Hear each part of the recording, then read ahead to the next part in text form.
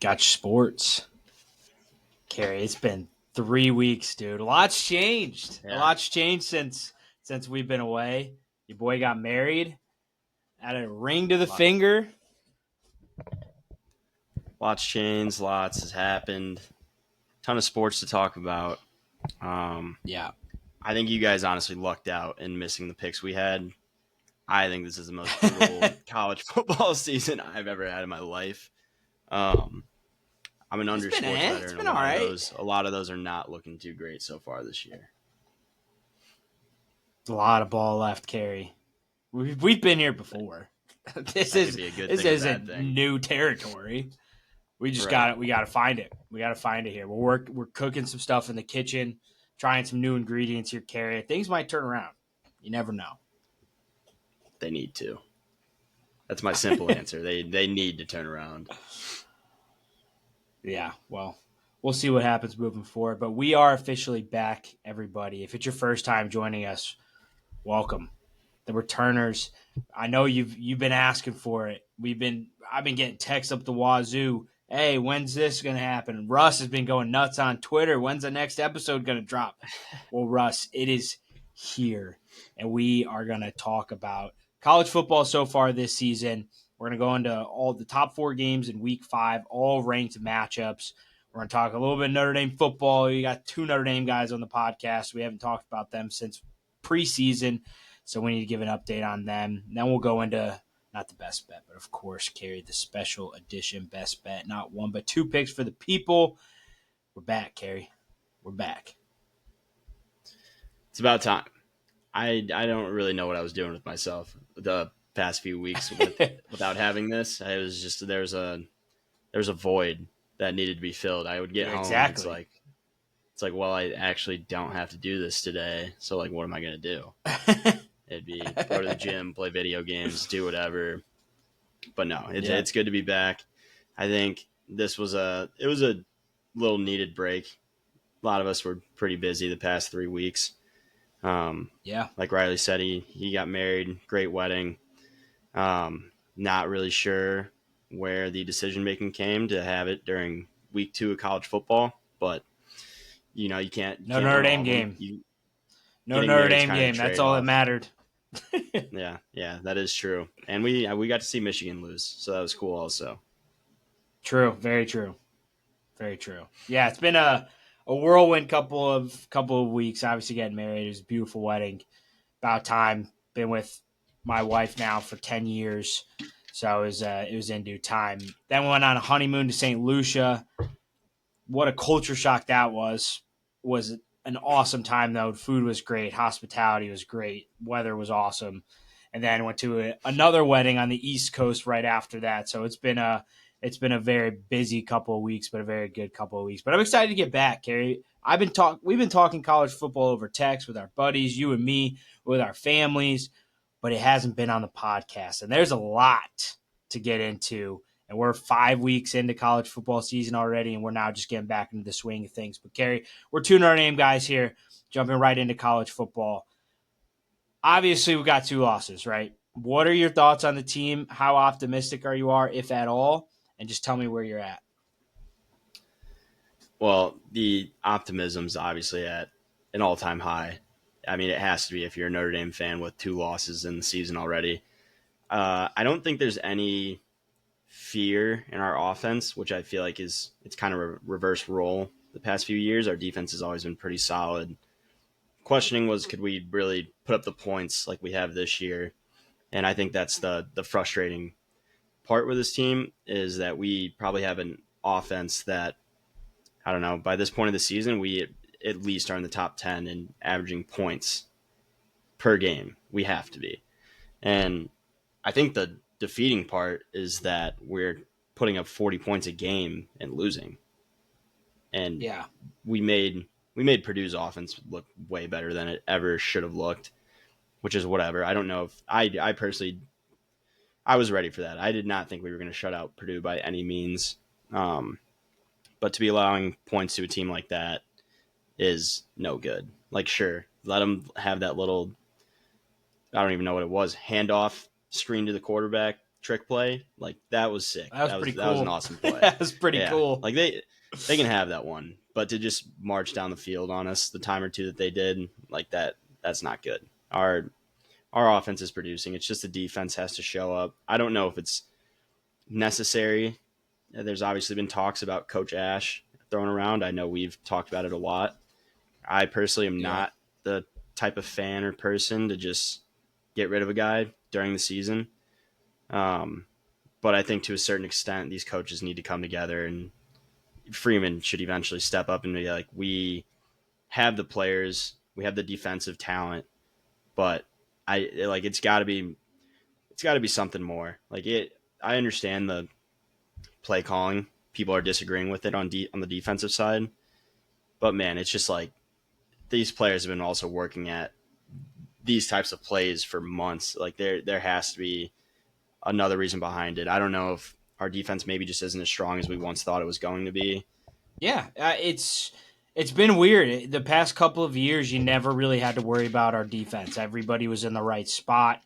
And could that be because of the play calling? Yes. Could that been the offseason work and just teaching the guys where to be and just how to be football players and not robots? I don't know. I don't really know what it is. I do agree. Chris Ash comes in. He's filling big shoes in Al Golden, taking over an established top 10 defense in the country. And it's not even like we're mid or mediocre. We're just bad, like in every statistical Garbage. category on the defensive side of the ball. We are in the worst 100th in the country type bad. Like it's not even just mediocre. So yeah, I definitely think it's more than that. I also think there's a lack of leadership right now on Notre Dame, whereas we saw it last year with Xavier Watts. We saw it with Jack Kaiser on the defensive side of the ball. And now guys like Drake Bowen, who's a little bit younger, even Christian Gray doesn't look as good as he did at times last year. And we are a little bit banged up with Leonard Moore being out, but even with that, last year we're not giving up 30 to Purdue. We gave up what, 3? Did we even give up a touchdown against Purdue last year? I don't think so. Like we go into If we these did, it was games one. and right, and we're each week now. I've got to take a step back and be like, Purdue's not a for sure thing. At Arkansas is definitely not a for sure thing. Whereas last year I felt confident because it was like, you know what? If our offense isn't clicking, if our receivers aren't getting open, and Freiley Leonard makes mistakes, our defense got our backs. I can't say that this year. And that's a weird feeling, and I hate it. I absolutely hate it that I have zero confidence in this defense right now. Yeah, it's definitely not a good feeling, and it's I think I don't know, it's the first time in probably 2 or 3 years that for once Arkansas plus 4.5.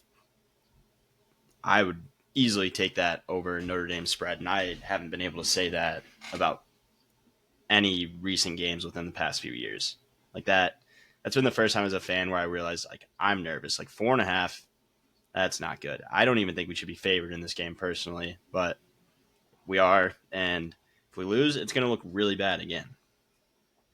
Yeah, I mean, I definitely think we should be favored. We're the better team than Arkansas, but no, I hear what you're saying though. Like it's hard for even a Notre Dame fan and just sit here and be like, yeah, I'm confident we're going to beat Arkansas by 5 points because I'm not at all. Yeah. And which is crazy too, is because we have the literal two best running backs in the country. We've got a really good wide receiver in Malachi Fields that catches everything. CJ Carr is really damn good.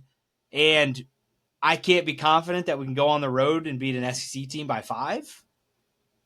That's A honestly, and I very understand. average SEC team, maybe even below average. Yeah, like it's not even, yeah, 100%. So it's weird territory, and we're Notre Dame fans. We're used to getting our heart broken. We're used to not winning the big games. Going on the road to an SEC school is a big game, but over the past 2 years, with the defense that we had, I was a lot more confident in that than I am going into this one, even though our offense is maybe twice as good.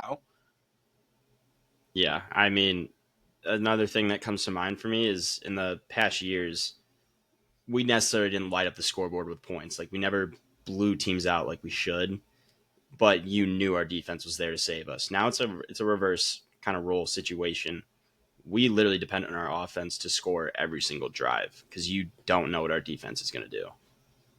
Yeah. And there's times we've seen flashes of what last year looked like and even 2 years ago looked like on the defensive side of the ball, especially with our defensive line, getting pressure, getting home, getting into the backfield, tackles for a loss. We've seen it at times this year. It's just nowhere near as consistent as it was. I mean, we had 5, 6 guys in the box every single play, and then rushing 3 after that, switching it up, rushing all 6 in a cover 0. So, I mean, like, we saw it all. And now this year you come out and things just look completely different. We look slower. We don't look as connected. It's just it's not as a fun team to watch. And I'm a more of a defensive guy, so that's why I say that, even though our offense is electric. But what are you going to do? You can't go into the every game thinking that your offense is going to put up 50 every game because it's just not going to happen. It's not going to happen. Right. Yeah. I mean, the offense is going to run into struggles. We see every single team. That happens to every team, every single year. Your offense just doesn't have it one day, or the defense on the other side of the ball, they're playing better. Maybe play calling's a little better. Just little things like that happen. You should be able to rely on your defense to be pretty solid every single game. Obviously, when it comes to injuries, and then you got freshmen coming in that really haven't played, that's a different story. That's where different freshmen or guys that don't play as much, they get targeted a little more. You can't control that. That's sports, football, injuries, all that in general. And I believe we saw it against A&M. I believe one of our corners got hurt, and they immediately targeted our freshman next play, and they completed a huge pass, or there was a flag or something like that. And I just remember it's like Yeah. you know it's coming. You know that's coming. This guy has been standing on the sideline. Sure, he's moving around, maybe staying loose. He knows he's next option, next up. But truthfully, like when you're really on the sideline, you're not watching the game being like, oh, like our one of our best corners is actually going to get hurt. I need to stay ready. Like it's so Right. hard to just mentally maintain that mentality every single game because you really don't Yeah. expect it. You don't expect the guy in front of you to ever get hurt.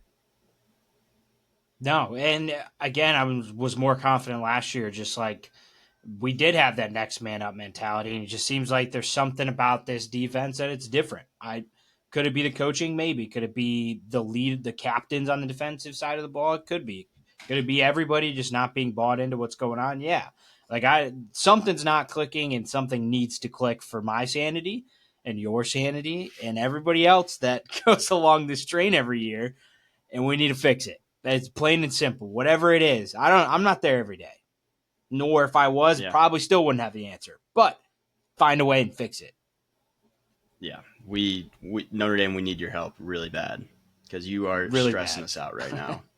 Yeah. But all right, I know you and I could go on and on about Notre Dame football, but quick Yeah. question: good and bad, what teams have surprised you so far? Maybe if there's a particular player on your mind that surprised you this year, who would it be? Um, like for instance, I think Washington has a great quarterback. Was not expecting that at all. I actually think the Ohio State Washington matchup could be really good. My issue with the game is I Yeah. don't know if Washington is going to be able to put up points against Ohio State, and I think Ohio State's still going to find a way to put up points. Um, but yeah, just in general, teams that have surprised you, not surprised you, players, anything along those lines. Yeah. I would say a team that surprised me, especially after was it week 1 or week 2, was actually Ole Miss. Very surprised with what they're doing, especially with a backup quarterback that was a transfer that was on nobody's radar. Yeah, with Ole Miss, they have backup quarterback in Trinidad Chambliss that has been very, very shocking. Not only can he get it done with his legs, but he's got a really good arm and he's made really good decisions, putting the ball in tight windows. And again, Ole Miss loses a lot. You lose Jackson Dart. You lose a lot of offensive production. So coming in, there's a bit of a question mark as who's going to be the starting guy. Well, Simmons was always going to be the starting guy, but who is going to be the weapons around him that were going to make plays? And for whatever reason, this team is finding him, and they're not only winning, but they're winning at a very high margin. Not playing in close games. And this weekend we'll see it, and we'll talk about that game further with LSU. Is going to be a really good matchup, but Ole Miss is definitely a team that surprised me. A team that is not surprising that they're top five, but I don't think they get enough credit for actually how good they are is Georgia. I think Georgia's the real deal. I think they're twice as good as they were last year. But those would be my two specifically in the SEC, which a conference that has been known to be on like a down year from top to bottom. But so those are definitely my top two teams that I would say surprised me. What about you? I'm going to just have to go with one half of their team, but I'm going to say LSU strictly from the defensive side of the ball. We saw last year they were a Yeah, team very talented. They'd put up a ton of points, but they would give up a ton of points. On the Netflix show, Any Given Saturday, we they dove into a lot of the LSU games. They were one of the targeted teams in the series. We saw it in all the games, the highlights last year. They'd put up points, but they would give up just the same amount of points or even more. And there was a lot of defensive issues, but more on the communication side between the players. It seemed like there was a lot of, at times, they didn't know who was covering who. Maybe they switched on certain things they shouldn't have. And that was the issue last year. But LSU's defense this year is scary. They're not giving up many points. I believe they yeah, held Clemson to 10 points. I believe they held Florida to 10 points. And, I know at this point, Clemson and Florida, they have not looked like great football teams, but you are still holding two very big schools and traditionally football schools. You are holding them to very low amounts of points, which that's still very impressive and a very big improvement from last year to this year. yeah, for sure. And Kerry, let's just jump right into week 5 here with that matchup in number 4 LSU going on the road at number 13 Ole Miss. Massive rivalry game here. Never disappoints. Again, to your point last year, LSU high flying offense. Ole Miss the same way. We knew we were going to get points. How do you see? Do you see this game going differently based off of your thoughts of LSU's defense, or what are your thoughts on this one? I mean, typically between these two teams in this matchup, I would say I love the points. But with the defense that LSU has and the defense that Ole Miss has displayed this year, I truly think it's just going to be defensive battle. And I really do think it's going to come down to whoever has the ball last. And in my heart, I think the safe pick is LSU. Even though I believe they're not favored right now. I think they're even plus 1.5 at Ole Miss. Um, but Ole Miss is another Yeah, place. Not an easy place to just walk in and play your normal game of football. Like it's going to be loud. The players are going to be like this game in general. Ole Miss. This is their national championship of the year currently. This is the biggest game they're playing right now. Probably against the one of the most highly ranked opponents they'll play all year, I believe. And to them, this is like make or break of the season. They're out there to prove a point, and for that reason being, I'm actually on Ole Miss's side this week. yeah, I do agree with that. Again, I know I mentioned it with Trinidad Chambliss and this Ole Miss offense. I really like the spot that they're in this week. And again, LSU's defense has shown up. The LSU's defense is actually really good. We saw what they did on the road at Clemson. We saw what they did against Florida. There's something about this Ole Miss offense, though, and just the fact that nobody's really talking about this team. I went against Ole Miss last week against Tulane, and they bit me in the butt. And I've seen this Ole Miss is like, wow, Ole Miss putting up points again and again and again. And with this offense, especially even after Austin Simmons went down, there's just something about this Ole Miss team at home bringing in a top 5 team in the country. That place is going to be absolutely jumping. I think Ole Miss matches up better. As good as LSU, or excuse me, as good as Ole Miss um, secondary has been, their rushing defense hasn't been very good, and that's LSU's weakest point about their team is that they haven't been able to run the ball like they would have that like they did last year, the way that they would have hoped. So because of that, I think Ole Miss not only wins this, but I think they cover with that atmosphere, not letting LSU get their run game going with their weak defense that they have. Give me Ole Miss, their electric offense, and to shut LSU down.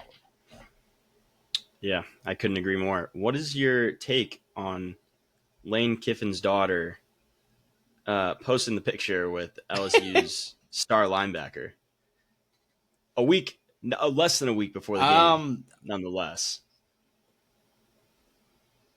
Do you think there's Yeah, truly no that type had to of have been a like? weird conversation. Yeah, because in my head there has to be I don't some know. type of like. Like I don't There know. has to be I don't some know type of what angle. foreplay What going into the angle? game. Like I don't know. It just seems I like don't no know. one won. No one wins posting that the day 5 days before this game. I don't. No, Obviously, is it a big Lane deal? definitely doesn't. No. Right. And like I said, it's not a big deal. But in this day and age of where social media makes such a massive impact on everyone, and the amount of people that are stirred Yeah. up by this post, like in my opinion, it's no dig at anyone, but it's just like there had to be some type of thought process that I'm just not even considering because it does not make sense to me. If they're Yeah. happy little couple, sure, but like, and what is Lane Kiffin thinking right now? Like, are you fucking kidding me? I I'm sure he's probably seen it, especially with how active he is on social media. I'm sure. Yeah, I'm sure it's been brought up in meetings. I don't know. I somebody who's going to be back in Ole Miss this week and taking them and putting money on them. I hope Lane's focused on the game and not focused on what his daughter's posting on Instagram. Right? All Yeah, right, that's all I'm saying. he's gonna be leaving Saturday morning from the hotel. She's gonna be outside repping LSU gear. Yeah, that would be bad. That would be really really bad. But no, I did see that, and I just all the memes that I saw on Twitter about it, it was like it was just a funny day. It was just a She was funny asking day. for it. Oh yeah, oh yeah, she was. But go Rebels, hotty toddy. All right, Carrie, let's jump over to the Big Ten, and that is number 21 USC going on the road at number 23 Illinois. Illinois is 6.5 or 7.5 point dogs at home. We saw what we saw on the field at IU in Bloomington this week or last week. What do you think in Yeah, this one, Carrie? dude, this one is a coin flip in my opinion because you can't get me to take either side of this game. Personally, personally, I would take USC. I think their offense is more high powered. I think they're gonna run up the scoreboard. But it's just like you can you really trust USC's defense though either? Like Right, I don't. right, This isn't a spread I love because of course it's a one touchdown spread. That's what it is. And you yep, got two teams that can just go from good to horrible within minutes. And it's not this game is not for me. If I truly had to take anything, I would take the over in points. But yeah, then you look back at Illinois last week. Sure, maybe IU yeah, had their number, and maybe IU's defense is truly legit and solid. But dude, one touchdown against IU when you were supposed to be like a top 15, top 10 team, like that is horrible. yeah. It's pretty wild, pretty wild. And I was high on Illinois last year, and this Illinois defense, which coming into the year we expected to take a step forward, they have not. They have not taken a step forward. And No. USC has looked really, really good offensively this year. And the analytics absolutely love USC, and rightfully so. Jaden Maeva has been great. He's been very poised, has led this USC offense. However, much like Illinois, USC's defense still struggles constantly. And I Yeah. expect the Illinois defense they're going to give up a ton of points. I agree with you that there's going to be a ton of points. However, I am predicting them to play a lot better. I like taking teams, ranked teams specifically, that get blown out in their previous game to come back strong this game. I like Illinois to cover the 7.5, and I'm also going to be sprinkling a little bit on the money line just for shits and gigs. Dude, no. Horrible idea. I could not disagree I with you like, more. yeah, I don't love it. I don't love it, but I You do can't like on ranked you can't bet teams on that get Illinois blown out money to line come after back last week. with a statement. No. Illinois burned me last week. Illinois burned me last week, Yeah, but they we're gonna. burned I have everyone. faith in them. Yeah, I've got faith in them though this week. I don't think USC's defense.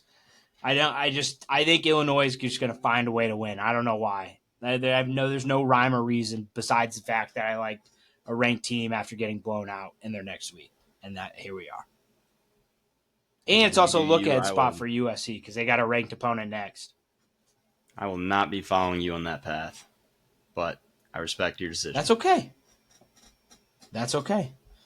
That's okay. But stick with the Big Ten. Actually, game day this week. I know a lot of the SEC folks were not too happy about it, but we got number 6 Oregon going on the road at number 3 Penn State. Once again, James Franklin and Drew Aller are on the big stage. Will this be any different? Even though they're 3.5 point favorites at home, Carrie, what do you think? I will say, I think Penn State is the number one stadium in terms to play in atmosphere wise. That it is just it's different. It's unlike any other game you're going to play all year. Whiteout game. I believe Penn State is 7-3 Yeah. under what's his nuts this in his coaching lifetime, and his 3 losses came to 2 against Ohio State, 2 against Michigan. I don't see it happening to Oregon. If this is in Eugene, I'm all over Oregon. Playing at Penn State is a different atmosphere, and it's something a lot of these players have not experienced. They're not used to the noise.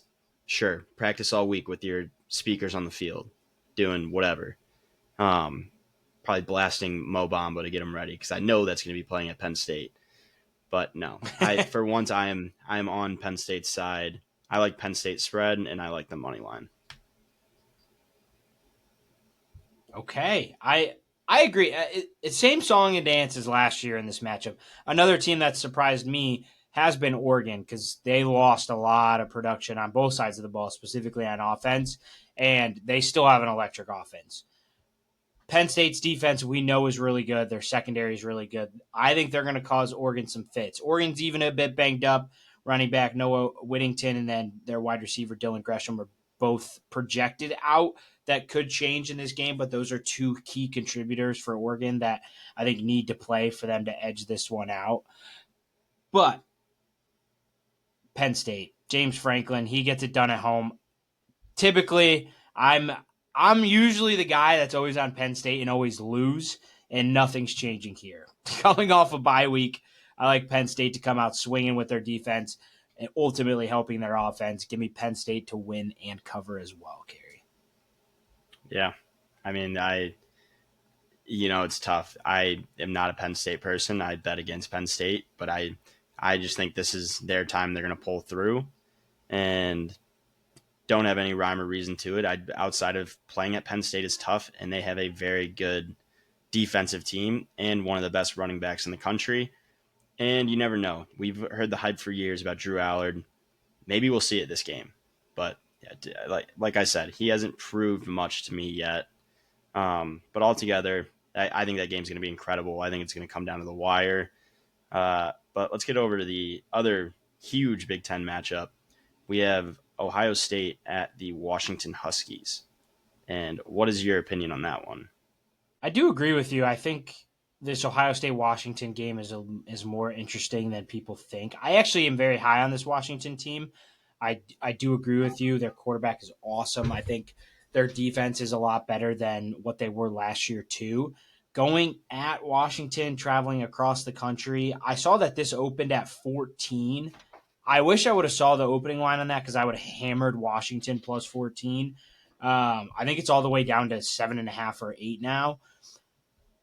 Look, I don't think Washington's going to beat Ohio State. I do think Ohio State's still really good, even though I can't tell if they're better than last year or this year. Honestly, I haven't seen them play enough games, but I do still think they're really good. I think the eight's probably right what it should settle at. I do think this is going to be around a 7 to 10 point Ohio State win. Yeah, I agree. I really don't see any way that Ohio State doesn't come out winning this. I do think Washington is going to stay in this game based off of their defense because we know Ohio State's defense. It's Washington's going to be lucky to score, I don't know, 18, 21 points. I think Washington's able to score 21, 24. I think they have a shot at competing for this win, but it's just the thing. This is Washington's first big battle against top tier offense. Like you said, Ohio State's quarterback, do we really know how good he is yet? No, I haven't seen it yet. Didn't really see it against a big team like Texas. I understand that was week 1, but at the same time, it's hard for me to really think that Washington is going to be able to decipher Ohio State's defense and just tear it up. There's just no real world where that's happening this weekend. I do think it's going to be an interesting game, though. It's not on many people's radar with all of the ranked matchups, top 25 matchups that we have. But I do think this could be a game that you're tuning into late in the third, early in the fourth. And, like, we got a chance to really make A some noise banger. here. I do think it could be one of those games. I agree. Yeah. But I like I said, I think a lot of teams this year, it's going up against a tough defense. Can you find a way to score? That's my biggest issue with Washington. Yeah. No, I hear you. I hear you. It's going to be a battle. Got one more game to talk about. Late night battle, SEC matchup. Number 17 Alabama going on the road at number 5 Georgia. We are so used to this matchup being number 1 versus number 2. It's weird that this isn't even the game of the week anymore. What are Yeah. your thoughts though? Well, I think we got really used to like this game is also a coin flip. Like Yeah. whoever brings their A game is winning.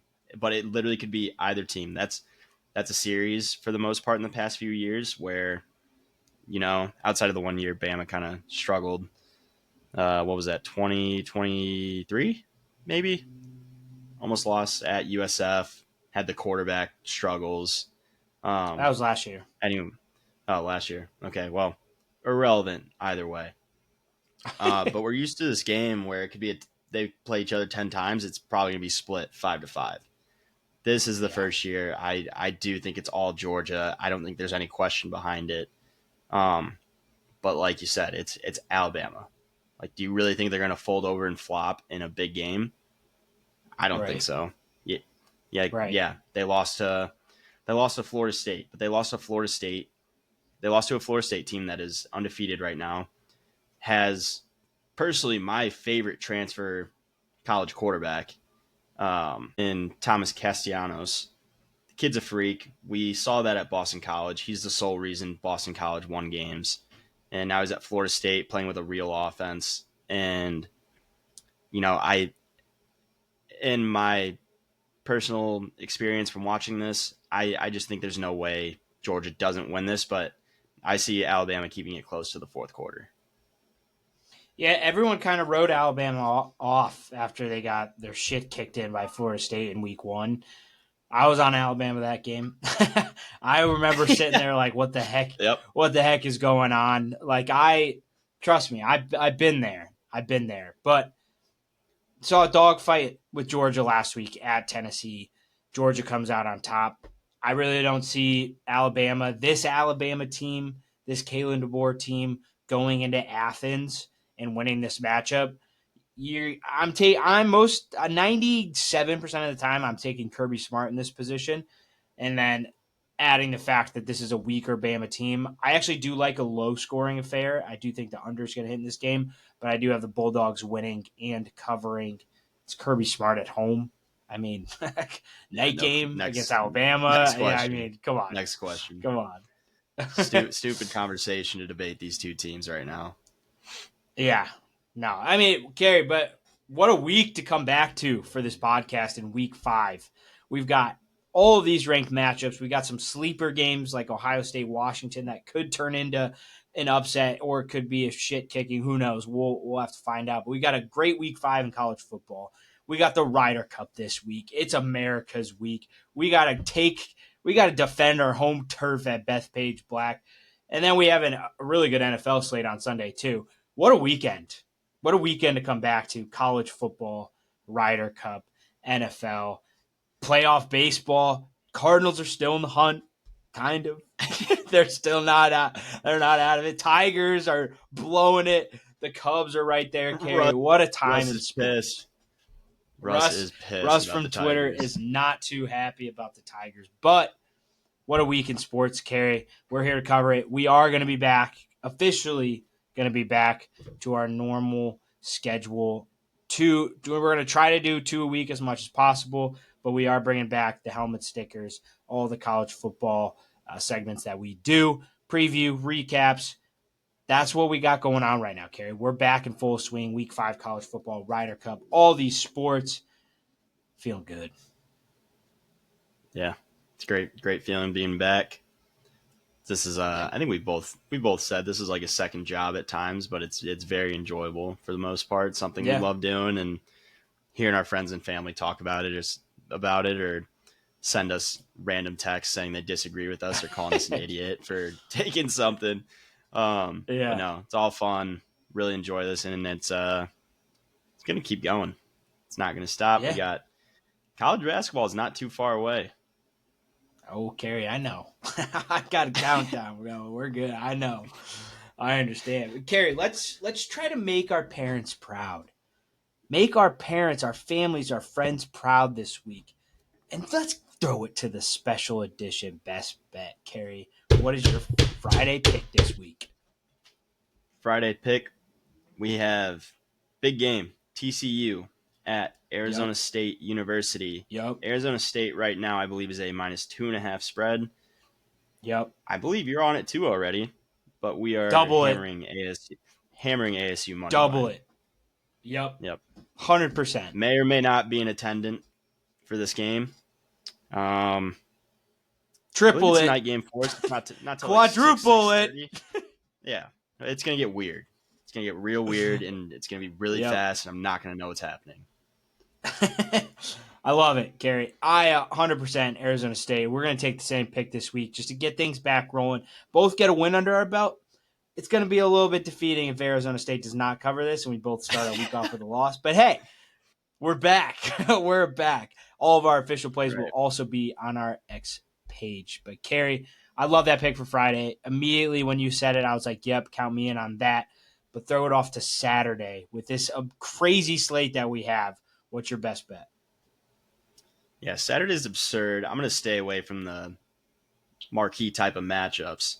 I will be taking Duke at Syracuse over 16.5. I don't think there's going to be much defense.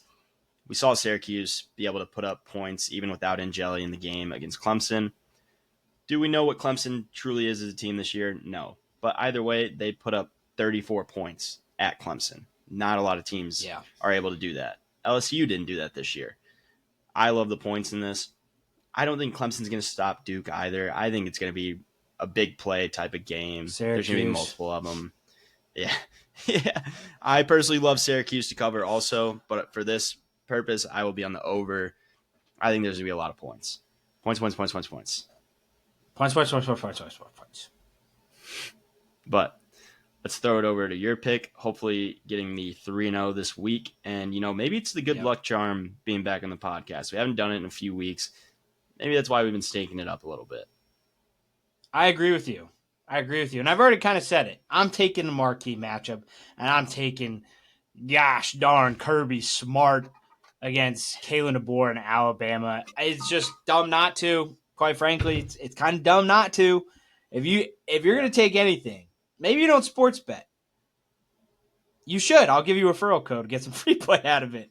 Georgia -2.5. Cover the spread. Win the ball game. But Kerry, we are back. That is best bet. I don't even know. We're close to 80 episodes, maybe getting close to 100. So we're just gonna keep chugging along. Yep, maybe number 100.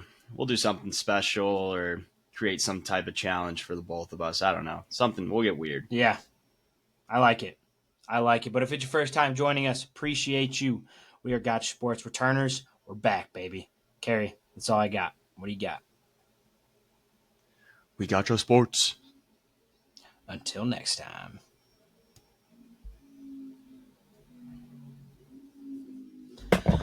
Bing bong.